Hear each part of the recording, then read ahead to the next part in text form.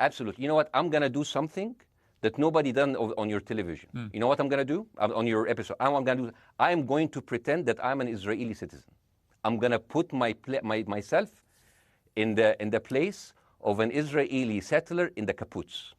And I want to speak to my Prime Minister, Benjamin Netanyahu. Mr. Benjamin Netanyahu, I have voted for you because you have promised us peace and prosperity and security. On the 7th of October, those son of bitches Hamas, they went into the fence that is regularly heavily guarded. Usually if there's like a dove that comes close to it, it will be shot.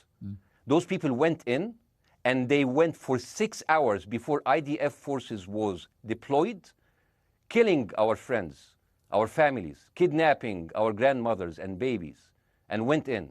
I want to ask you, Mr. Prime Minister, after you have fractured the Israeli community and you have fucked our courts, our Supreme Courts, what are you doing with the money being given to you, to the United States? Also, you are carpet bombing Gaza with absolutely no regard to our hostages, our people. I heard a rumor in the kibbutz that you're doing that you let that happen as an excuse to carpet bomb Gaza, so you push them into Sinai. And I didn't believe that. That's like, not my prime minister. He can never do that. And then I watched an interview for Danny Ayalon. He was your chief advisor. He was also the Israeli ambassador to the United States. And you know what he said, Mr. Prime Minister?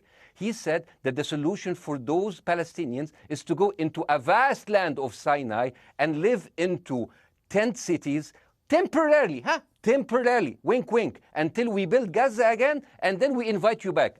يعني عبط احنا بقى. يعني فاهمني؟ We've seen this movie before.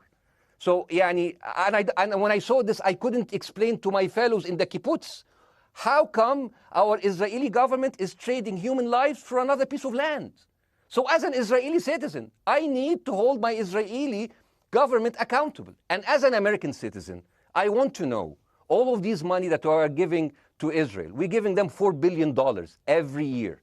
Joe Biden said it's the best investment America ever done. Well, if I am in the place of Joe Biden, I would say, sorry, don't speak. I would say, if I was Joe Biden, I would go down and whisper in the ears of Netanyahu and tell them, I hate bad investments. They haunt me, like Littlefinger in Game of Thrones. But the thing is, this is the problem.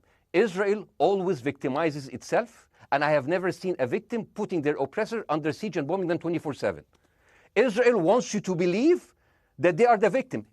Dealing with Israel is so difficult. It's like being in a relationship with a narcissistic psychopath. He fucks you up, and then he makes you think it's your fault. All right, you look at Israel as Superman, but they're really Homelander. Wallah, they are shooting fish in a barrel, and they are annoyed with the splashes. Bاسم, I want to say two things. One, if you could just slightly manage your language. We are uncensored, but if you keep swearing... I'm very sorry. We have to apologise to viewers who may be offended by that. I apologise. But I understand passions run high, so let's not get too bogged down about the odd swear word. I apologise to the viewers. I apologise to the viewers for my language. My second question is this. The sight of dead civilians. After the break, we